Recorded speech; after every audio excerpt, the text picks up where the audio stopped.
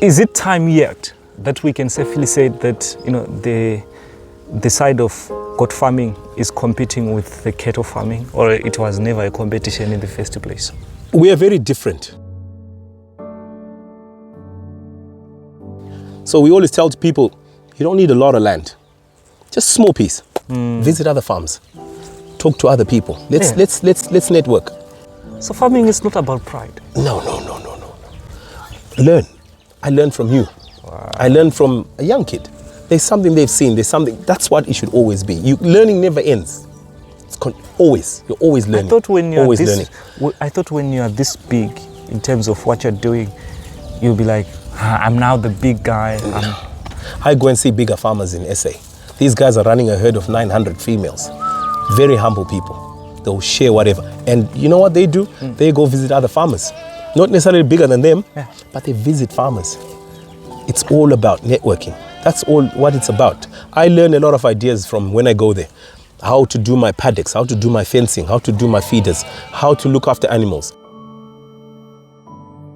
When did you start doing this? We've been doing this for, I would say, about 15 years. So it's not overnight. Yeah, it's not. So it's taken time. How long have you been staying outside the country? How long have you stayed outside the country? I was out the country for nearly 15 years or more. Oh. And you know, you just realize, hey, I'm just going to work for the rest of my life here. And you know, we plan off when we retire. Yeah. But the whole point of this whole system is when you retire, you're not productive. Exactly. And then you want to start something new. So start early. You know, don't have that idea of retiring. I don't see myself retiring. This is what I do. This is what I enjoy. You know, there's no time frame to it. So that's one of the reasons that brought me back. You had to come back home. Come back home. Start from scratch, zero. People think that maybe I started with a lot of money. Yeah. Literally came with nothing. Really? And it's just a process. It just takes time. That's all we say. Just start with what you have and just build up slowly. You're telling me you had to fail? Yeah. And continue doing it? You have to, because that's the point. You know, our system discourages us from failing. Failing is seen as a bad thing. Failing is a good thing. That's how you learn. It's bad when you keep failing the same thing and you're not learning from that. Yeah. But the whole idea is when you fail, it's an opportunity to learn. Wow. But we've all grown up in fear of failure. Hence we end up stuck in jobs that you hate. Yes. Or you get stuck in this because you're afraid, if I leave here, what will I do? It's not healthy. Yeah. But you see, failure is okay. So you're focusing on which breed exactly? We're focusing on the Boer goat. The Boer goat. That's our breed. But like I always say to farmers, we didn't start here. We started with local goats, our local indigenous goats. Yeah. We got a ram, Boer goat ram. But the idea behind that is, I always say to farmers, it's a more or less costly way of learning.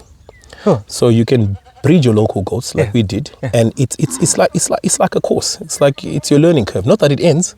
So when we started, we had a lot of mortalities. It's a necessary experience. Yeah. So we had mortalities. We had this. We're learning about feed. Not that we're still not learning. Yeah. We still get mortalities, but the percentages are less now. So you start crossing. What we did then, we sold our crosses, and we used that money to buy pure animals. Oh. And then gradually we phased out. But that was our learning curve. We had mortalities, I say, but it's cheaper. It's not cheap to start, especially if you're first generation farming. You know, it's easier for the next generations. But for us, you know, it's very costly. Oh, the first generation probably don't benefit much? We enjoy it. I enjoy it. Because you love it? Yeah, I enjoy it. So later on, they will. You know, they will be innovative. They're younger. New technologies are coming in. Innovative, different things. If I start doing Boer goat farming, how long does it take for me to actually say I'm now, you know, benefiting? It's now paying off? I mean, we've done this for a while, but it's because our money goes back into the farm to grow. There's going to be a time when we don't do that. Yeah. Like for instance, now we're not buying, the feed inputs are much less. So that means our expenditure is less, which should help our profit margins, you know, but it all takes time. Structures, everything else. Now this is generating that. So that's the thought. So time frames are very tricky, but I always say to people, don't rush.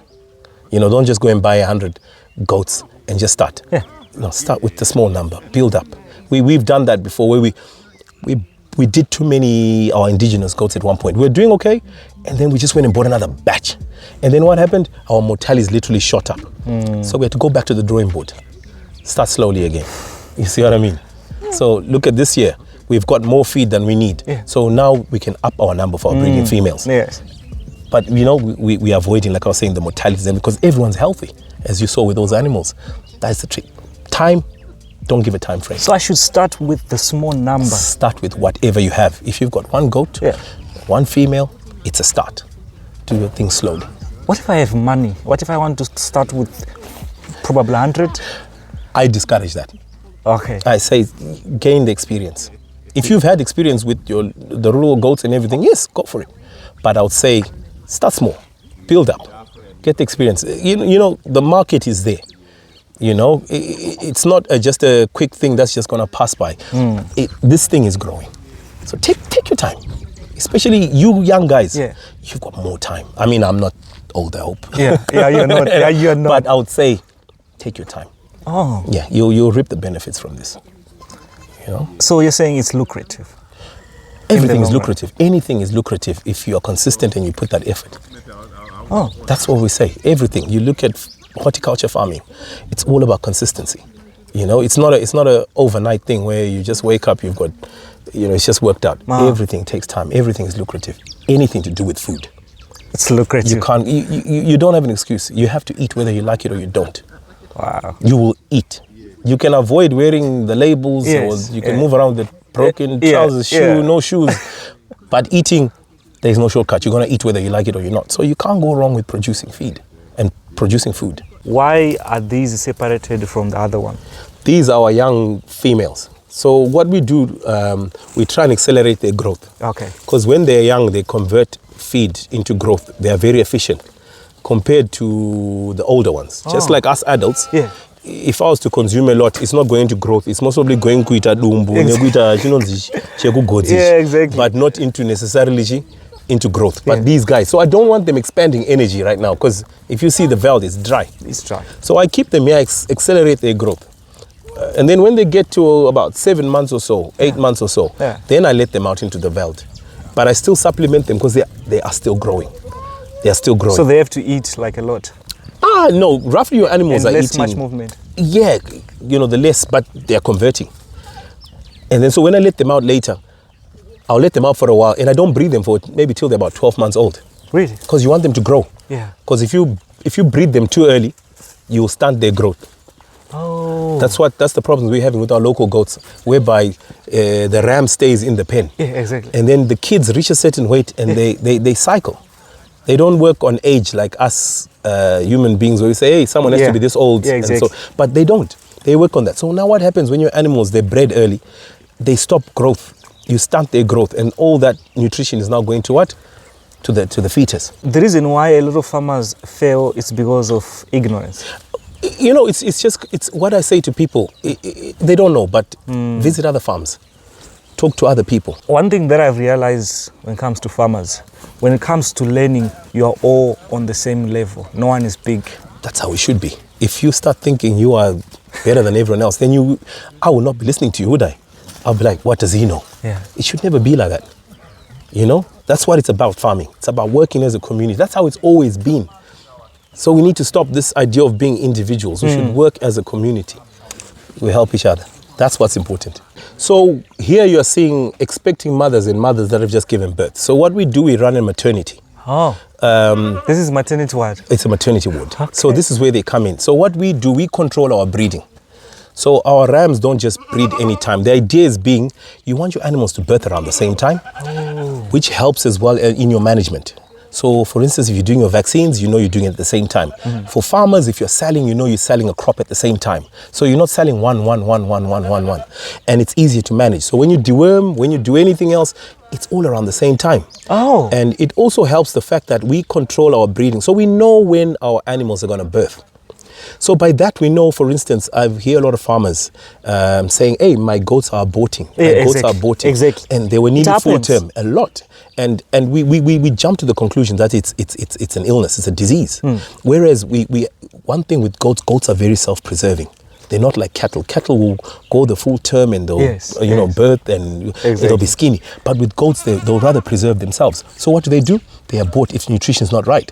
So what we know, 6 weeks, exactly. So 6 weeks before, what happens, what people don't realize, the fetus inside, literally the first 3 months, 3.5 months, the fetus doesn't grow much. It only grows by about maybe 30%, 40%. And then what happens in the last 6-7 weeks, that fetus literally grows by 60 to 70% in that short space of time. So what's happening now, if you look at it, the fetus is growing, but it's pushing on where? On the stomach. So now the space in the stomach is getting less. And then we are letting these animals go and just eat grass. We're not supplementing them. And we need to be putting quality food. Exactly. So what happens? There's not enough food. She's thinking, I will not be able to deal with this. Yeah, exactly. I abort. Oh. Or if she births, you hear it doesn't have milk because of her nutrition. You know?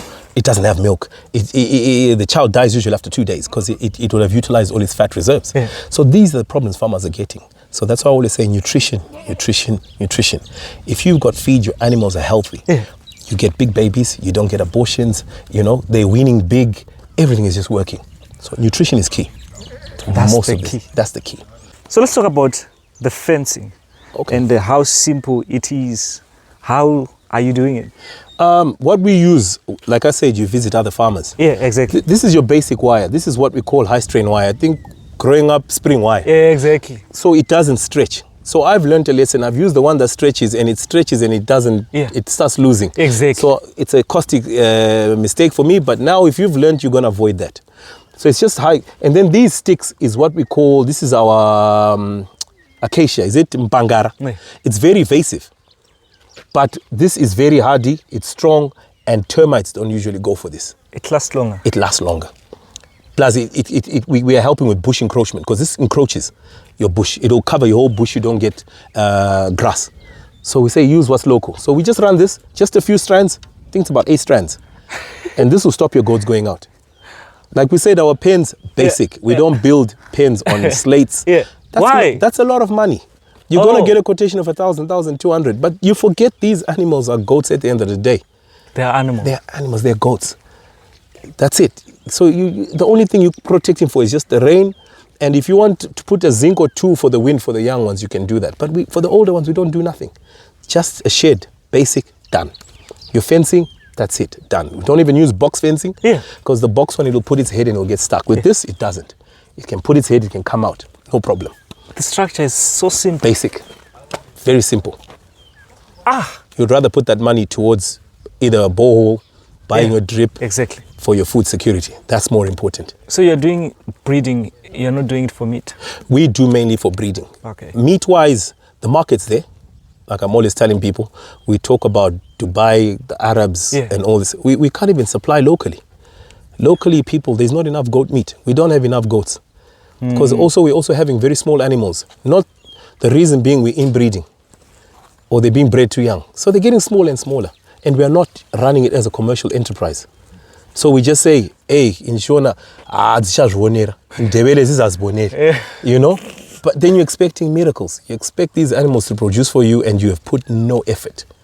So if I'm keeping this specific breed, the Boer goats, is when I'm doing it pure, can I do it for meat?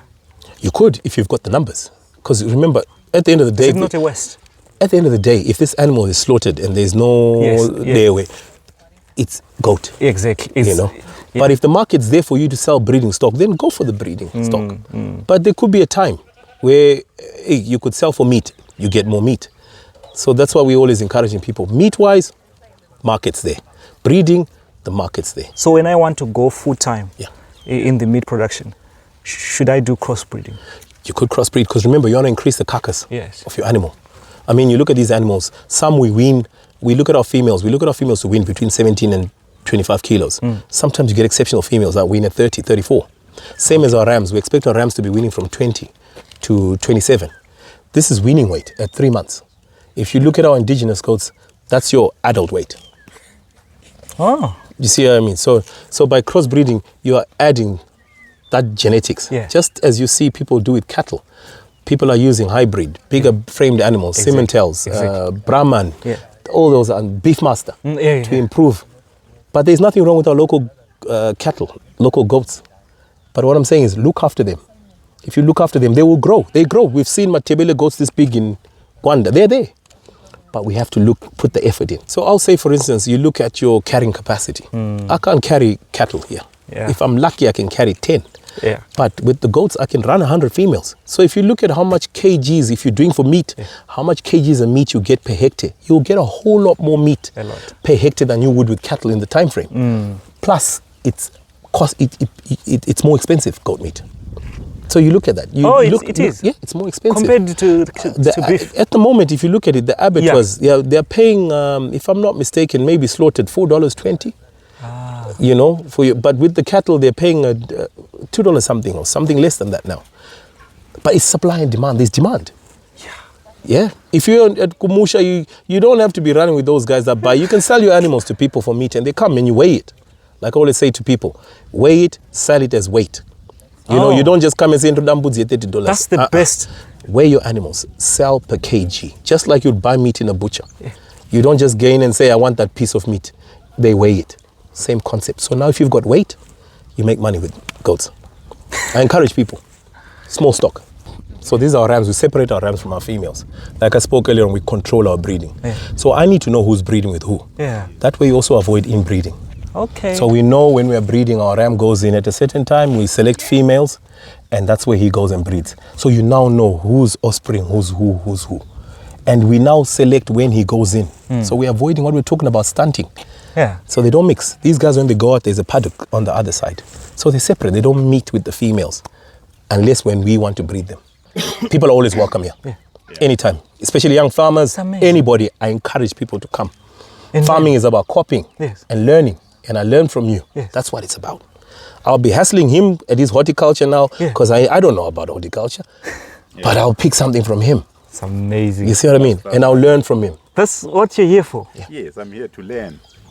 But I'm gonna go learn from him now. Obviously, he's in a different field. Visit. I was last year in 2022. And there are things that I didn't learn then that I'm learning today. It's amazing. He's here to learn. I've learned, for example, that the Boer pack that I bought recently must be given experienced females. Oh. Yes. Yet we're all preparing some young females for it. But today I've learned that no. In fact, I should give it experienced females because it does not know how to do things. You know, at the end of the day, it's going to waste. Really? Yeah, because the older ladies, the older ones come to you. Yes. And they'll wag their tail and they'll push. Yes. You see? So the young man doesn't know what to do. But with the young ones, they're also panicking. They don't know what's happening in their body. Yes. So you'll be motivated, you see. I only learned today.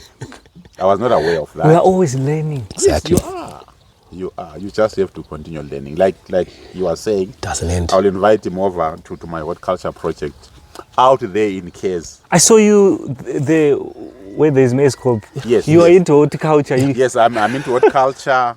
But I actually came here to learn more about silage preparation, fodder crops, and so on. Because I come from a dry land, and there's no sufficient, grass, grazing and everything. Look what's happening. Look at our region. You can only grow these things, and I've learned a lot already. I want to ask about AI.